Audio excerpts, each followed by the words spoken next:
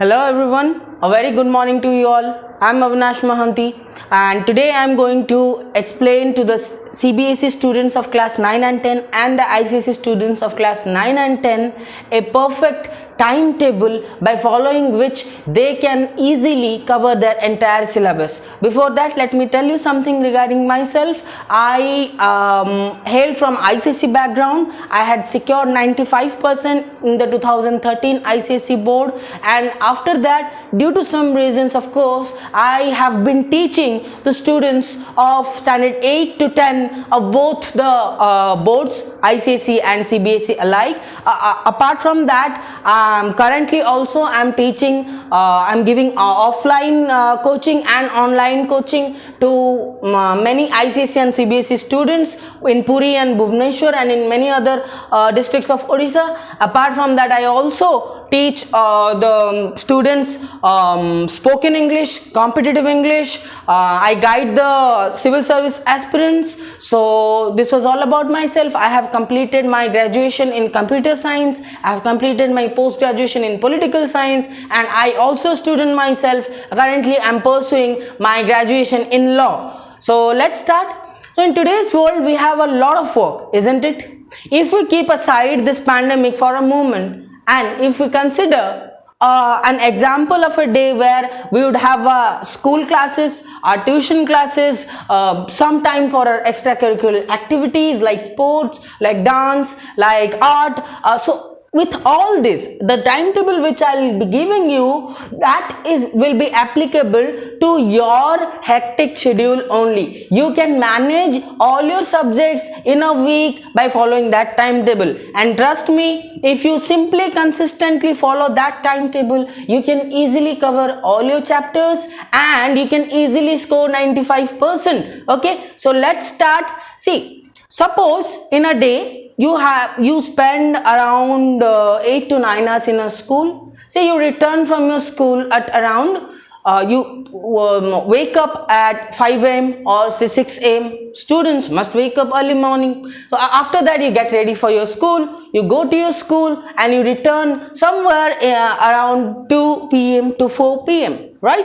And after that you'll be having your tuition classes. Okay, some of you might be having your dance classes, your song classes, your art classes. So how do we manage our timetable?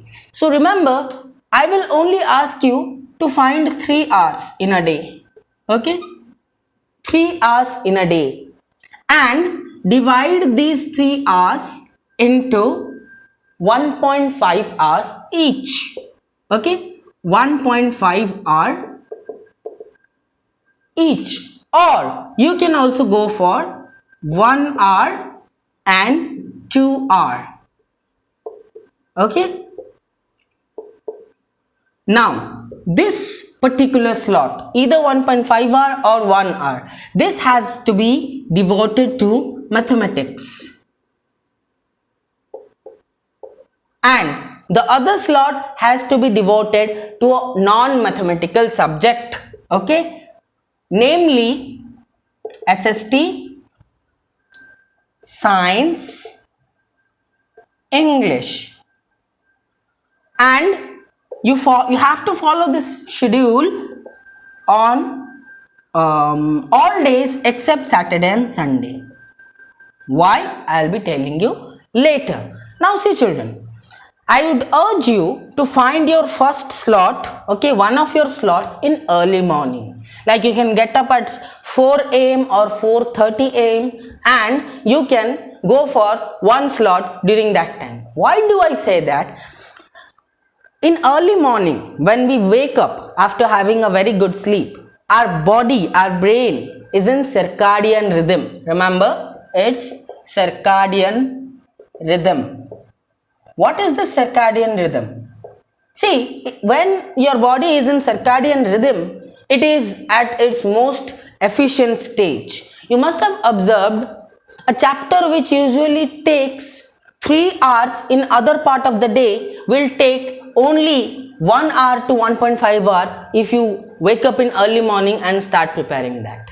Okay, so that morning time, okay, the time when we wake up after having your sleep is the best time. And if you have any subject dealing with which you are facing a problem, then you can go for that subject. Some have problem with mathematics, some have problem with history, many have problem with history, isn't it? Don't worry, soon I'll be uploading videos on history, on your chapters, on the chapters based on your syllabus. Okay, however, so you have to find, I suggest you to find one slot, okay, either mathematics or a non-mathematical one in early morning, and the other one somewhere before your dinner. Okay, before your dinner, like you can go for 8 to 9:30 p.m.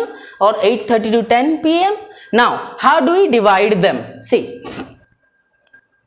let us keep ICSE on this side and CBSE on this side. Fine. And suppose it's a Monday.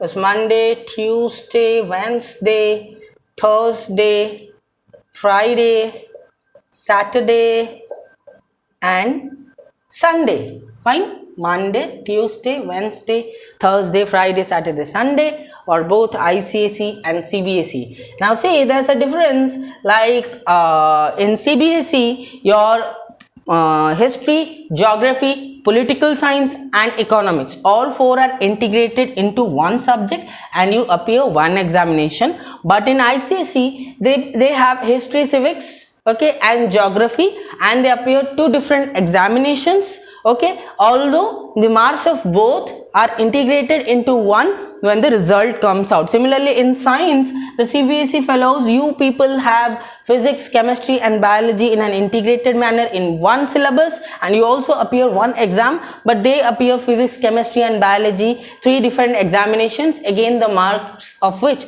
are integrated into one. Okay, similarly in English you have both literature, grammar, writing skills in one question paper, but they have one English 1 and another one English 2. In English 1, they basically face questions from grammar, from reading comprehension, letter writing, essay writing, notice writing, email writing. Okay, and they have a separate paper which in which questions are framed from prose, poetry and a play, usually Shakespearean play. Okay, chalo. Now let's see how do we go. Now, as I told you, mathematics has to be there daily. So you keep maths daily from Monday to Friday. Okay, maths daily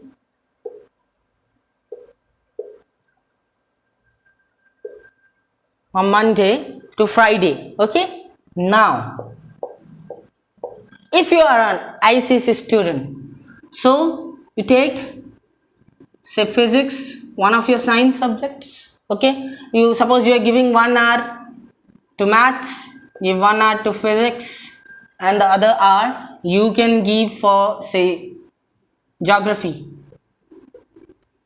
Okay, again, say, chemistry,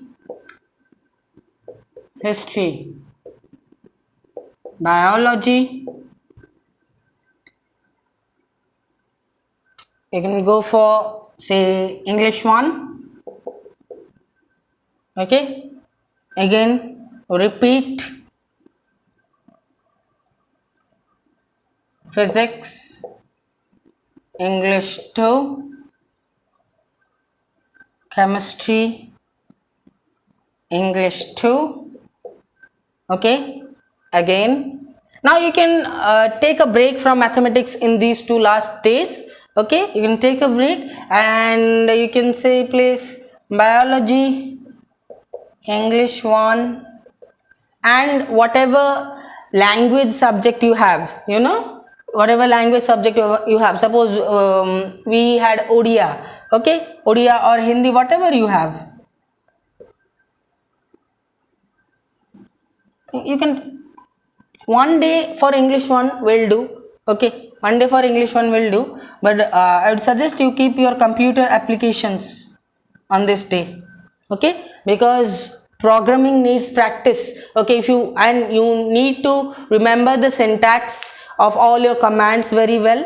Okay, you need a touch with programming, because if you don't practice writing programs, computer programs, at least once a day, once or twice a week, you will lose touch, and it's a very mark scoring subject. See, computer applications is a subject which gets the maximum number of 100. Okay, 100 out of 100. Okay, so if you just maintain a touch with the subject, you can easily manage this. Okay, again, Oriya or Hindi, whatever you have, or any other language you have, and computer applications and be there. Okay, so on Sunday you can keep only these two, but see, following this schedule, all your subjects are covered. Okay, like I said, you give 1 hour to each subject, and make sure that the one which you feel is the toughest for you, or in which you find a lot of difficulty in preparing for that subject, you keep that in the morning slot. So one slot has to be in the morning. And secondly, if you are someone who is not able to sit for a long time,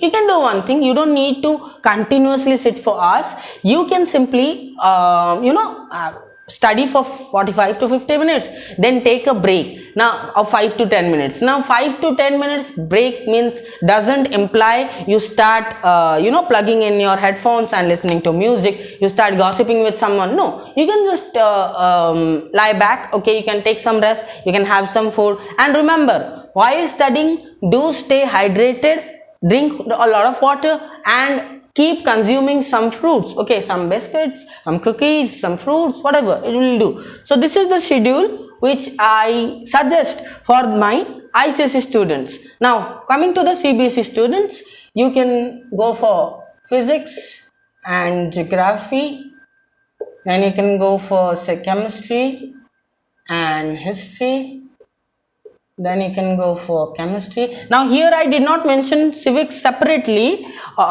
because history and civics, those are single subjects. Okay, those are single subjects. Okay, history and civics, those are single subjects. History and civics together constitute one subject, they are not separate. You can go for pol science. Okay, biology, math, biology and pol science.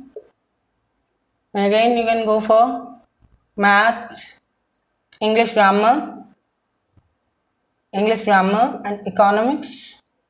You can go for math, English literature, and again you can, I will suggest you have say biology. Now on Saturday you can have physics. Okay, your language subject, whatever it is, say Oriya or Hindi or Sanskrit, whatever you have. Okay, physics, Oriya, Hindi or Sanskrit. You can focus on that. Again, you can keep one of your SST subjects. I'd suggest you go for history. See, political science and economics are easier because political science is an analytical subject. You can answer a lot. The theory part is less, analysis is more. Okay, if you analyze the subject well, if you understand the subject well, you can manage. And economics also, you would be studying the basics of economics in 9 to 12. So you won't be finding much difficulty handling these two subjects. So I'd suggest you give more importance. Okay, you give more importance to your history and geography, as there you have a lot of facts and you have to deal separately with each of the things. Okay, so this is the time schedule, okay, for both ICSE and CBSE students. Now regarding approach, see, first is you need to revise the concept. Say you have taken like say physics, so first of all revise the concept, what you have been taught in the class regarding the concept. After that, make notes, make your own notes for each of the subject. Okay, there are certain loopholes from the student side or students approach. Let me tell that in maths we usually, what we do, we simply understand the concept from our teacher and then we directly start working out the sums. No, we need to give equal importance to the theory as well. Okay, because you will see many questions with which we are not very comfortable in handling those questions are nothing but applications from the theory only.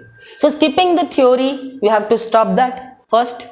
Second, in physics also you neglect numericals, but remember, if you understand the concept well, you can easily attend the numericals. So in physics, give very much priority to the understanding of the concept. And in physics you have to separately deal with everything, like you have to separately prepare your definitions, you have to separately prepare the reason based questions, you have to separately prepare the numericals. Remember all the SI units of all the physical quantities and their nature, whether they are scalar or they are vector. Okay, many times they ask you to convert a SI unit to a CGS unit. Do give importance to that. Okay, practice such questions. Then in chemistry, children, see, you have to also remember certain basic things, like you must, if you are a student of chemistry, you must be knowing the symbols of all the elements. Okay, all the elements, all the radicals, okay, the symbols, the valencies. Then secondly, you must be practicing. See, most of you find a problem in writing the chemical equation, but for writing a chemical equation properly, you need two things. First of all, you must be knowing the concept. Okay, what is the chemistry behind it? First. Secondly, you must be very thorough with the symbols, with the formula, with the valency. Okay, so and you won't be expected to write very complicated chemical equations at this stage. Okay, so in chemistry, like the color of the compounds, nature of the compounds, you need to give priority to that. Biology similarly, biology seems lengthy to many, but I would say again, you divide it while making notes. You divide it into sections. You keep the definitions in one section, you keep the applications in one section, you keep the activities in one section, keep the diagrams, make separate notes for everything, because once you do that, you will find it easy while you are revising the concept. See, now whatever I am saying regarding the concept only I am saying. Okay, coming to history, I strongly suggest that if you are finding history boring, then you do one thing. Before getting into the text, you find out the chronological timings.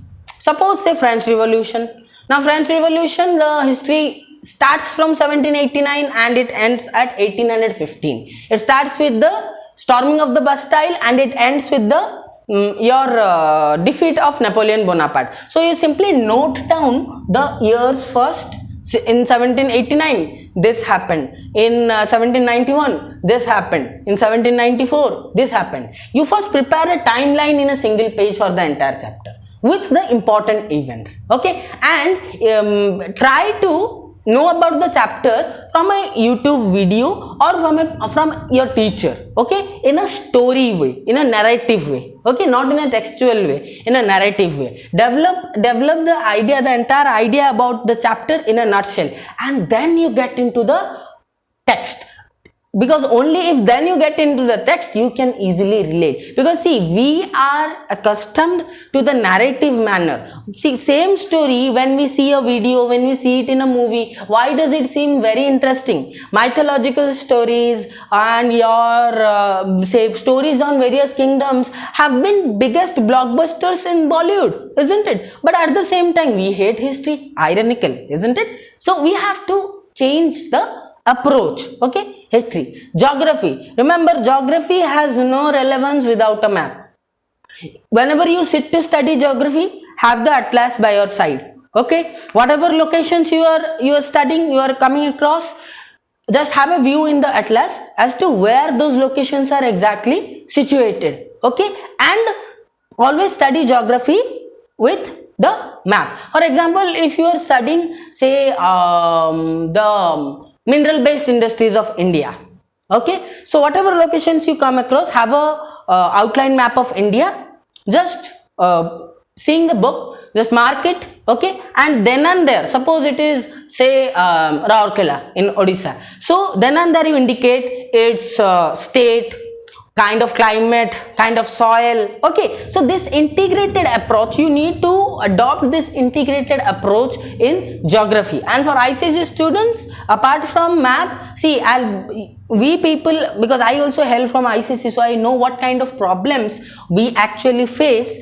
So in geography, we face a great deal, of problem in handling the topo sheets. So see, topo sheets are topographical maps, very detailed maps. So maps, so as I have said, like minerals, rivers, you have your own outline maps for everything, and do study along with a map whenever you are studying. Apart from that, I suggest you give 10 to 15 minutes to solve the topographical worksheets daily. Okay, because in topography, the variations of the questions is too high. Okay, it can ask anything, it can ask any nook and corner of your topo sheet.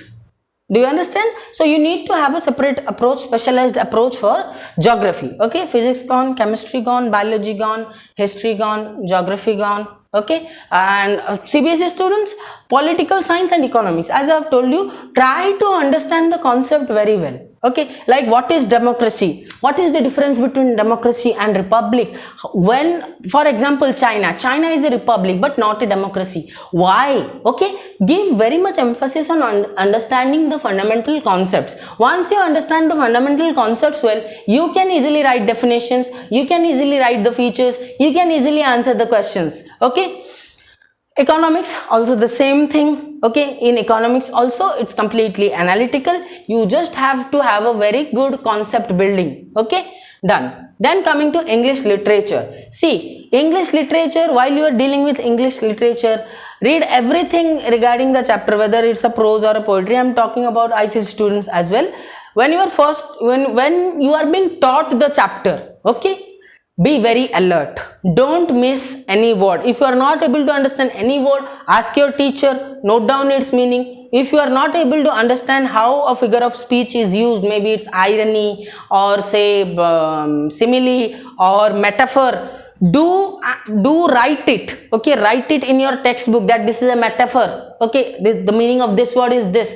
Be very clear about the chapter. Once you are clear about the chapter, you don't need to give it a second reading. Rather, you will have to practice a lot of questions. I'll be coming to that later. And grammar also, I suggest you people to give 15 minutes, both ICSE and CBSE students, give 15 minutes to grammar daily. How? Now you take some solved worksheet whose answer is present. Without referring to the answer, you write down write your own answers for the given questions and just check where you went wrong. And the questions in which you went wrong, do get back to the fundamentals of those questions. Okay, so this was done regarding English. And then coming to your language subjects, Hindi or Odia. See, in Hindi or Odia, you also need to adopt the same approach, but the amount of writing has to be much more. Okay, similarly, you people face a problem in writing skills, sir. What will write in an essay, in a letter, or in a report? What will write? See, beta, for writing skills, two things are very important. You must be having content, and you must be having practice in writing. Okay, so every other day, like Monday, you read a topic.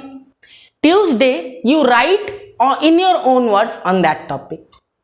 Suppose today, you read an essay, lessons that we learnt from the pandemic. You read some content from essay books, from Wikipedia, from anywhere. The other day, you write it. Okay, other day you write it, and then self-assess yourself. Remember, self-assessment is the best way to improve. Okay, there's no bigger way to improve than self-assessment. First, so in Odia or Hindi, whatever you have taken, Sanskrit, approach has to be same. In the first instance, when the chapter is being taught to you, make sure you have understood all the concepts well. But then you need to practice writing a lot. Okay, you need to practice daily, write one page, write some questions, write some grammar, okay, daily. Only then you can get good marks, because marks, usually I have seen students manage maths, English, SST and science very well, but marks usually drip in English and Odia. Okay, so simply if you be a bit consistent, 10 to 15 minutes apart from this 3 hour schedule, if you find one more hour for practicing grammar, for your writing skill, one day you study some content, the other day you practice it, if you find one extra hour, then you can easily secure 90 plus in every subject. And computer applications, ICSE students, for computer applications, first of all, understand the concept well. Suppose you are being taught what is the difference between class and objects, or you are being taught what is encapsulation. Okay, do understand the concept well, know the basics of a language. Suppose you are studying Java language, okay, so you need to know the difference between interpreter and compiler. Okay, you need to understand. So when you are writing, suppose you are writing a program, so first what you write has include stdio.h. So what is the full form of stdio? Why is it named so? What is the full form of conio? What is .h? Why do we use angular brackets? So we very sure about the fundamentals first. Secondly, while writing a program, two things are necessary. One is your syntax, like the syntax, you have to remember the syntax very well, because if your syntax is right, from 15 you easily get 7.5 or 8. Then the body, the logic of the program. For the logic of the program, practice is essential. Okay, you daily make sure to practice 2 to 3 programs, not much, but 2 to 3 programs from each type. From one day you practice from for loop, the other day from while, the other day from if else, okay, the other day from switch case. Okay, so if you do this, okay, 100 out of 100 is a must. Okay, and you can focus on the theoretical parts. You can focus on the theoretical parts on your weekend days. Okay, so this was a basic overview. How much time you need to give? At least, remember, this is at least. This is not everything. This is at least, and I have assumed all the limitations, like you have your school classes, your tuition classes, your time for your extracurricular activities, like for your exercise. After that, at least you need to ensure 3 hours. Okay, and if suppose there is a holiday, so that day you can study more. Okay, first. And when exams are nearer, suppose you have 1 month or say 15 days for the examination, 15 to 20 days. During that time, this must be translated to 5 hours at least. Okay, during your exam days, like 15 to 20 days before your examination, this must be translated to 5 hours. Okay, and after you have built your concept well, you have your notes ready, you know the basics regarding any chapter of any of the subject, practice a lot of questions. For ICSE students, I would suggest that the test papers of Frank and Evergreen and Together With, these test papers are best. Okay, Oswald, I feel it's too easy. Okay, Frank, Evergreen and Together With will get your job done. And for CBSE students, you must be having Arihant all-in-one. Okay, why I suggest Arihant all-in-one? It includes your NCERT folder, it includes notes, it includes very short answer questions, long answer questions. At the same time, it includes exam practice. And in the Arihant all-in-one of mathematics, you will find at the end of every chapter, it has given your exam practice, which in Together With has been named Assess Yourself. Okay, so either the Assess Yourself or of Together With, or the exam practice of Arihant all-in-one. Okay, you can go for any one for a revision in mathematics. Remember, in the fortnight of your mathematics examination, never go to sit and practice any new problem or all the problems. Okay, because you can never cover the whole book. Okay, so what you can do, first of all, the day right before your examination, revise all the formulas, all the laws, all the theorems well first.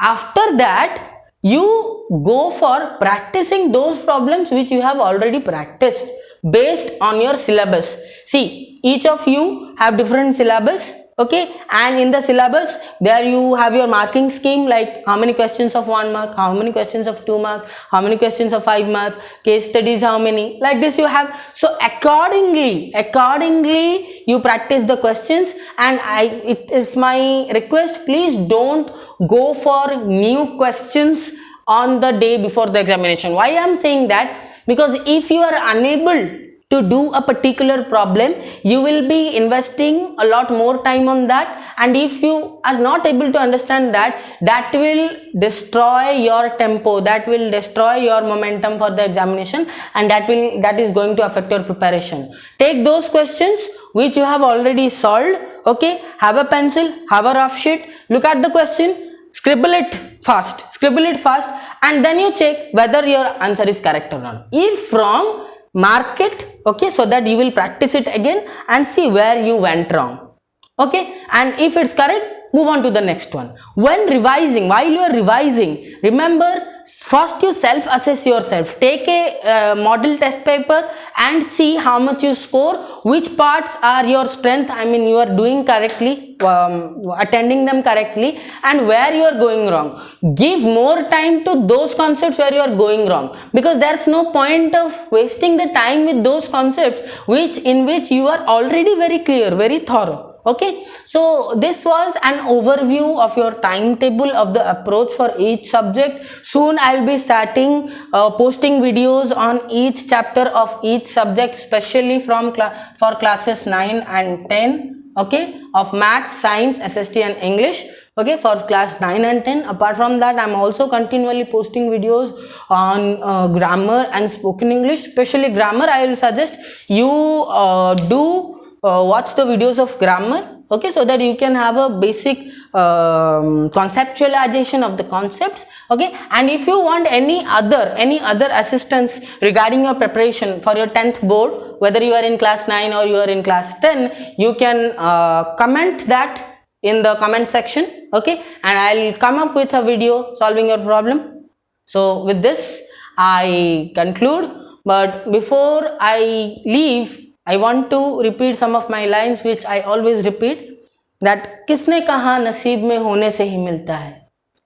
Luck is not predetermined. Luck is always made by your effort.